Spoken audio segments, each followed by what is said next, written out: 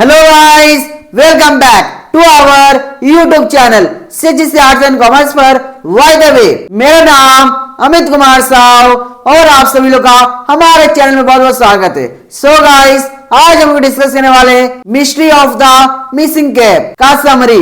और guys, mystery of the missing cap जो कि लिखे मनोज दास। सो गाइस, सबसे पहले आप लोग वीडियो शुरू होने से पहले वीडियो को लाइक कर दो और गाइस चैनल को सब्सक्राइब करके बेल आइकन को ऑल पे कर दो ताकि गाइस आने वाले वीडियो का नोटिफिकेशन आप तक आ पाए। ठीक है गाइस। सो गाइस, सबसे पहले हम लोग इंट्रोडक्शन टू मनोज दास पढ़ लेते। ठीक है guys. Manoj Das is one of the most successful bilingual short story writers of India, writing with equal facility in Odia and English.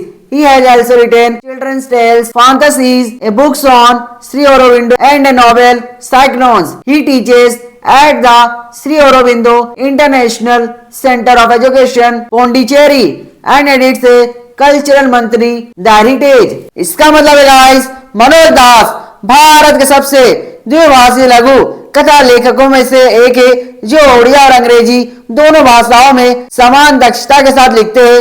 उन्होंने बच्चियों की कहानियां, काल्पनिक कथाएं, श्री औरोबिंदो पर एक पुस्तक और साइक्लोन्स नामक उपन्यास भी लिखा है। वे श्री औरोबिंदो अंतर्राष्ट्रीय शिक्षा केंद्र पोंडिचेरी में पढ़ाते हैं और सांस्कृतिक मासिक पत्रिका द हेरिटेज का संपादन करते हैं। मनोज दास is a postmaster in the art of the short story in 1972. He won Kendriya Sahitya Academy Award for his collection of short stories in Oriya, Katha और कहानी. His stories in English are collected in volumes like The Crocodile's Lady, Revenge and Other Stories, A Bride Inside a Casket and Other Tales, The Submerged Valley and Other Stories. इसका मतलब है guys, Manoj दास लघु कथा कला के उस्ताद है। 1972 में उन्हें ओडिया में लिखी गई लघु कथाओं के संग्रह कथा और कहानी के लिए केंद्रीय साहित्य अकादमी पुरस्कार मिला। उनकी अंग्रेजी में लिखी कहानियां कई संग्रहों में संकलित है, जैसे मगरमच्छ की पत्नी, बदला और अन्य कहानियां, ताबूत के अंदर एक दुल्हन और अन्य कहानियां, जलमग्न घाटी और अन्य कहानियां। The short stories of Manoj Das convey genial criticism of the contemporary Indian society.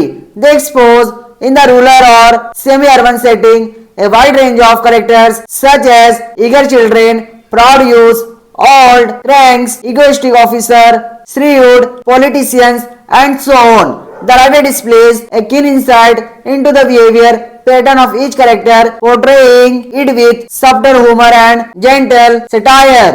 Whether in the description of the locate or in characterization, he follows the practice of using the minimum and exact words. इसका मतलब है guys, Manoj दास की लघु कथाएं समकालीन भारतीय समाज की सौम्य आलोचना प्रस्तुत करती है। ग्रामीण या अर्ध शहरी परिवेश में ये कथाएं उत्सुक बच्चों, अभिमानी युवाओं, चिड़चिड़े बुजुर्गों, अहंकारी अधिकारियों, चतुर राजनेताओं आदि जैसे विविध चरित्रों को उजागर करती है। लेखक प्रत्येक चरित्र व्यवहार के प्रति गहरी अंतर्दृष्टि प्रदर्शित करते हैं और उसे सूक्ष्म हास्य और सौम्य व्यंग्य के साथ प्रस्तुत करते हैं। चाहे स्थान का वर्णन हो या चरित्र चित्रण, वे कम से कम और सटीक शब्दों का प्रयोग करने की विधि का पालन करते हैं। सो गाइस, अब हम लोग समरी डिस्कस करते हैं। ठीक है guys. The writer had no intention of degrading any person, but the memory of Sri Morana or Babu Virkishore tempted him to write on them so that the readers shall be amused. Sri Morana was a well-to-do man. He had a pakka house in an area of 20 villages. The house looked smart, shining, and people came to see his house from far and near. He had a great reputation in the area. He had 2 fish ponds, a number of cows. He lived happily in the village. इसका मतलब है guys, लेखक का किसी व्यक्ति को अपमानित करने का कोई इरादा नहीं था, लेकिन श्री मोहराना या बाबू वीर किशोर की स्मृति ने उन्हें उनके बारे में लिखने के लिए प्रेरित किया ताकि पाठकों का मनोरंजन हो सके। श्री मोराना एक संपन्न व्यक्ति थे। 20 गांव के एक छोटे से इलाके में उनका एक पक्का घर था। घर देखने में सुंदर और चमकीला था और लोग दूर दूर से उसे देखने आते थे। इलाके में उनकी अच्छी प्रतिष्ठा थी। उनके पास 2 मछली के तालाब और कई गायें थी। वे गांव में सुखपूर्वक जीवन व्यतीत करते थे। Independence camp people felt patriotic favour. A new class of patriots was emerged. Sri Morana turned a patriot overnight and wanted to enter the state assembly as an MLA. Babu Veer Kishore of the area had gone to the assembly and had got the portfolio of fisheries and fine arts. Sri Morana wanted to enter politics by the help of the minister Babu Veer Kishore. इसका मतलब है guys, आजादी मिलते ही लोगों में देशभक्ति का जोश उमड़ आया। देशभक्तों का एक नया वर्ग सामने आया। श्री मोराना रातों रात देशभक्त बन गए और विधायक बनकर राज्य विधानसभा में प्रवेश करना चाहते थे। इलाके के बाबू वीर किशोर विधानसभा में गए थे और उन्हें मत्स्य पालन एवं ललित कला मंत्रालय का पोर्टफोलियो मिला था। श्री मोराना मंत्री बाबू वीर किशोर की मदद से राजनीति में प्रवेश करना चाहते थे। Shri Morana arranged a reception for Babu Veer Kishore. He became the chairman of the reception committee. A grand arrangement was made. The school children were taught devotional song. The school headmaster taught them the song daily. The women were told to blow the conch to receive the minister. Sri Morana himself looked after the arrangement. इसका मतलब है guys, Shri Morana ने बाबू वीर किशोर के स्वागत समारोह का आयोजन किया। वे स्वागत समिति के अध्यक्ष बने। भव्य व्यवस्था की गई। स्कूल बच्चों को भक्ति गीत सिखाए गए। स्कूल के प्रधान अध्यापक उन्हें प्रतिदिन गीत सिखाते थे। महिलाओं को मंत्री जी का स्वागत करने के लिए शंख बजाने को कहा गया। श्री मोराना ने स्वयं व्यवस्थाओं की देखरेख की। At last, the big day came. The minister got down from Egypt at the outskirts of the village.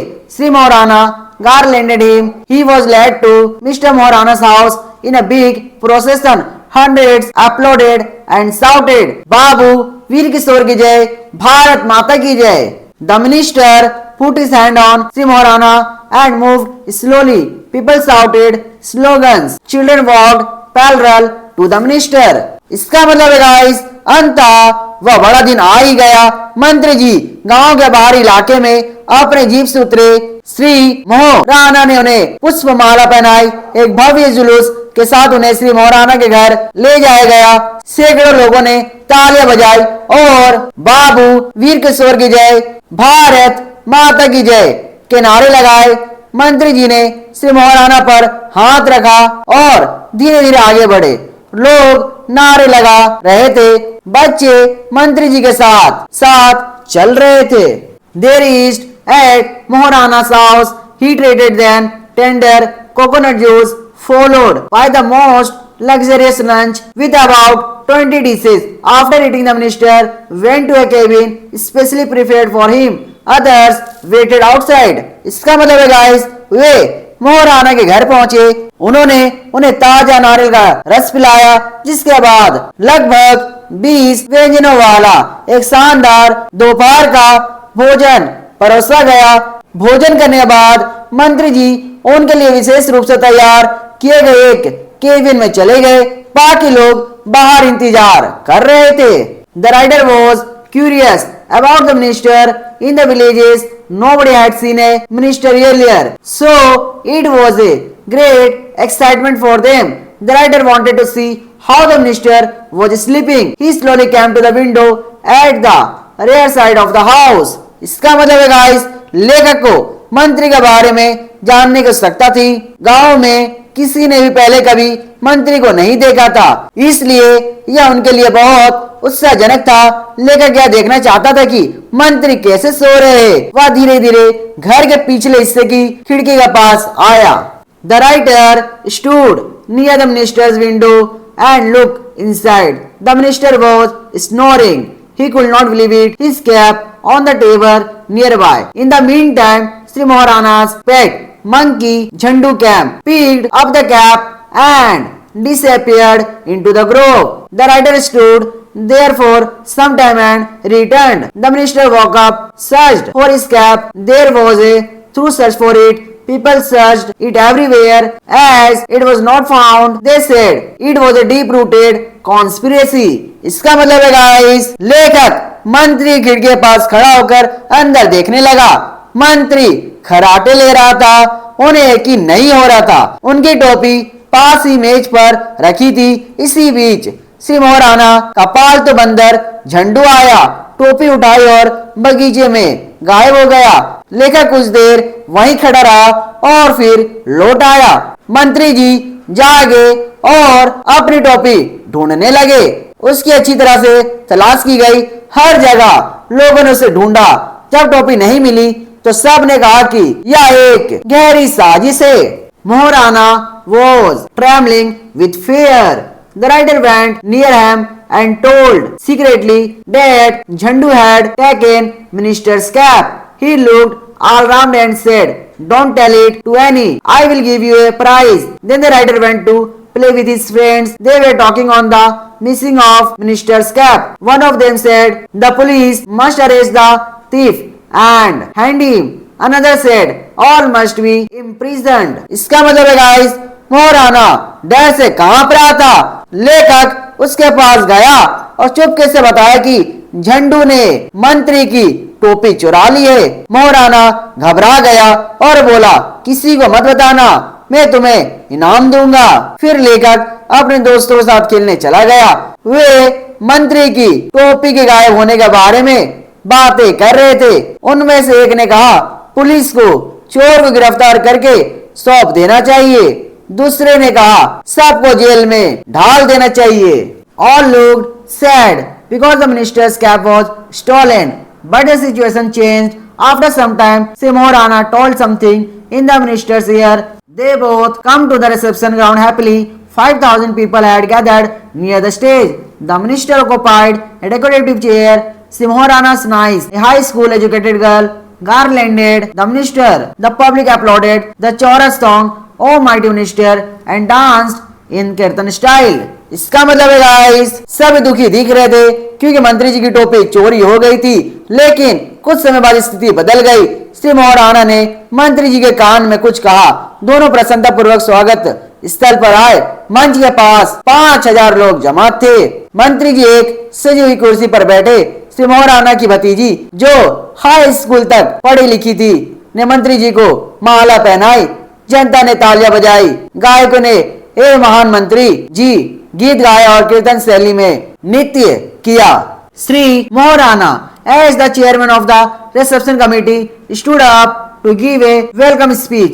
He grabbed the mic and spoke like a pakka politician. He gave a chronological account of Babu Veer Kishore's achievements and conveyed gratitude on behalf of the nation. He then said, "My brothers and sisters, you must be worried about the minister's cap, but don't worry, it is not stolen."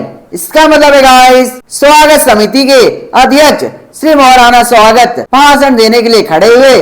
उन्होंने mic पकड़ा और एक कुशल राजनेता की तरह भाषण दिया। उन्होंने बाबू वीर किशोर की उपलब्धियों का क्रमबद्ध विवरण दिया और राष्ट्र की ओर से आभार व्यक्त किया। फिर उन्होंने कहा, मेरे भाइयों और बहनों, आप मंत्री की टोपी को लेकर चिंतित होंगे, लेकिन चिंता ना करें, यह चोरी नहीं हुई है। All looked agog. Then he resumed, "A nobleman of our locality has taken the cap to preserve it and worship it. Had he requested the minister for the cap, he might not have given it because he would hurt his humility. So he stole it. Ladies and gentlemen, the nobleman has sent me 101 rupees to offer the honorable minister to perform public work. He is so great. I am giving the money to the minister." इसका मतलब है guys, सभी लोग उत्सुकता से देखने लगे। फिर उन्होंने बोलना शुरू किया। हमारे इलाके के एक रईस ने टोपी को संभाल कर रखने और उसकी पूजा करने के लिए ले लिया है। हमारे इलाके के एक रईस ने टोपी को संभाल कर रखने और उसकी पूजा करने के लिए ले लिया है। अगर उन्होंने मंत्री जी से टोपी मांगी होती तो शायद मंत्री जी उन्हें ना देते, क्योंकि इससे उनकी विनम्रता को ठेस पहुंचती, इसलिए उन्होंने उसे चुरा लिया। देवियों और सज्जनों, उस रईस जी ने मुझे 101 रुपए भेजे ताकि मैं माननीय मंत्री जी को सार्वजनिक कार्य करने के लिए भेंट कर सकूं। वे इतने महान है, मैं यह पैसा मंत्री जी को दे रहा हूँ। People cheered the unknown but respectable thief. The minister looked delighted knowing that people were respecting him so much.